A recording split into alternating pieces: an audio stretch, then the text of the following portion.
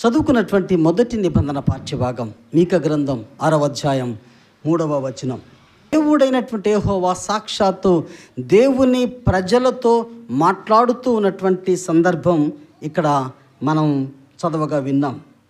ఓ నా జనులారా, నేను మీకు ఏమి చేసి తిని మిమ్మల్ని ఎలాగో ఆయాసపరిచితిని అది నాతో చెప్పుడే. నేను మీకు ఏం చేశాను, మీకు ఏ రీతిగా ఆయాసం కలిగించాను అది నాతో చెప్పండి. ఆ మాట అంటూ నేనేం చేశానో తెలుసా, దాన్ని మీరు జ్ఞాపకం ఉంచుకున్నారా, గతం గుర్తుందా అని ఒక్కసారి ఫ్లాష్ బ్యాక్ అంటామే, వెనకకు దేవుడు వారిని తీసుకుని వెళ్తున్నట్లుగా మనకి ఇక్కడ రాయబడి ఉంది. ఐగుప్తు దేశము నుండి నేను మిమ్మును రప్పించి తిని, నేనేం చేశానో తెలుసా, మీకోసం నేను ఎంతగా చేశానో తెలుసా, మీకోసం నేను ఎంత గొప్ప కార్యాన్ని చేశానో మీరు గ్రహించారా? అవును, దేవుడు తన ప్రజల కోసం ఏదైనా చేస్తాడండి. దేవుడు తన ప్రజల కోసం ఎంతవరకైనా వెళ్తాడండి. ఆయన తన ప్రజలను విడనాడే దేవుడు కాదు, తన ప్రజలను విడిచిపెట్టే దేవుడు కాదు. చప్పట్లు కొట్టి దేవుని నామాన్ని మహింపరచుదాం. అందుకే ఆ గతాన్ని గుర్తు చేస్తున్నాడు. ఐగుప్తు దేశములో నుండి నేను మిమ్మను రప్పించి తిని.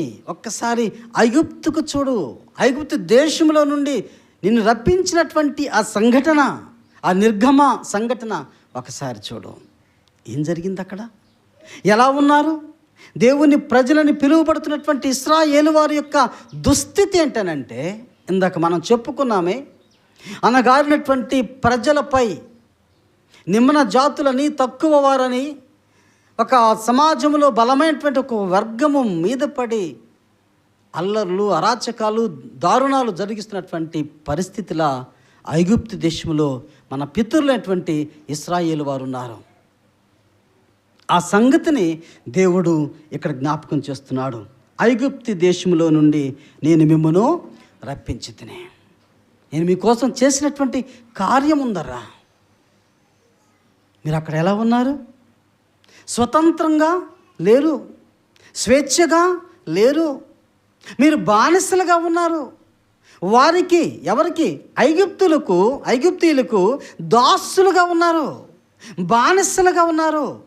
వారు మిమ్మల్ని ఆ రీతిగా బానిసత్వంలో, బానిస సంఖ్యలతో మిమ్మల్ని బంధించేశారు.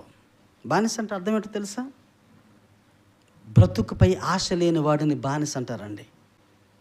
బానిస అంటే తన మీద తనకు ఏ రైట్ లేదనమాట.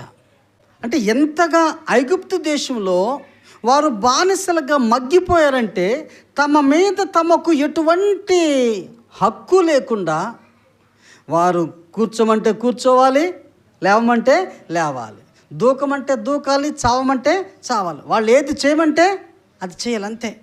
నేను చెయ్యను అనడానికి లేదు. బానిస అంటే అది, బానిసత్వం అంటే అది. కొట్టాడా పడాలి, తిట్టాడా అనుభవించాలి. కొరడాలతో కొట్టేవారు, హింసించేవారు, వారికి భయంకరమైనటువంటి భారం పెట్టారు. ఇటుకలు తయారు చేసే పని. వారు ఏం చేయాలట?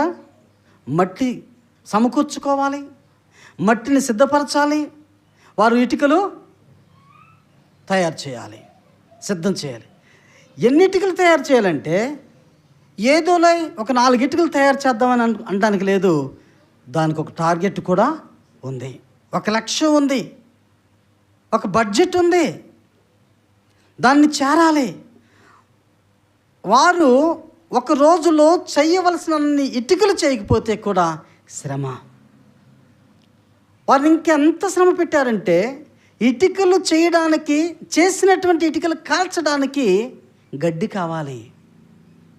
ముందు గడ్డి ఇచ్చారు, తర్వాత ఏం చేశారంటే ఇచ్చేది కాస్త ఆపేసి, ఇప్పుడు మీరు మట్టితో పాటు గడ్డిని కూడా మీరే సమకూర్చుకొని ఇటుకలు కాల్చి అప్పచెప్పాలి. భారం తక్కువ ఉందా, ఎక్కువ అవుతుందా అమ్మా? రెట్టింపు అవుతుంది, ఎక్కువ అవుతుంది. శ్రమ వేదన. ఈరోజు మనం చేసినటువంటి ఒక మంచి సంగ్రహ ప్రార్థనలో మాటలు ఉంటాయి. వేదన, శ్రమ, ఆవేదన, అన్యాయం. ఎక్కడ గొంతు లేస్తుందో తెలుసా?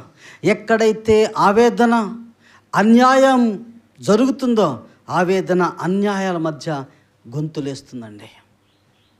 దేవుడు వారి పక్షంగా ఉన్నాడు. దేవునికి స్తోత్రం. దేవుడు వారి పక్షంగా మాట్లాడుతున్నాడు. దాసగృహములో నుండి మిమ్మను విమోచించితనే. మీరు దాసులుగా, బానిసలుగా, మీ మీద మీకు ఎటువంటి హక్కు లేకుండా, రైట్ లేకుండా బ్రతికినటువంటి ఆ బ్రతుకులో నుండి నేను మిమ్మను విడిపించి, నడిపించి ఎక్కడ తీసుకెళ్ళాడు? పాలు తేనెలు ప్రవహించే కానాన్లోనికి నడిపించాడు. చప్పలు కొట్టి దేవుని నామాన్ని మహిమపరచడం.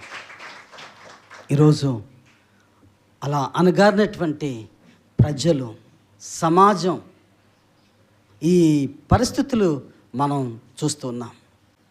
ఆ నేపథ్యమే మనం ఇంతవరకు ఈ బైబిల్లో, దేవుని వాక్యంలో ధ్యానం చేసినటువంటి మన పితరులైనటువంటి ఇశ్రాయేలు వారు ఎదుర్కొన్నటువంటి ఆ పరిస్థితి మనం ఇక్కడ గమనించగలం.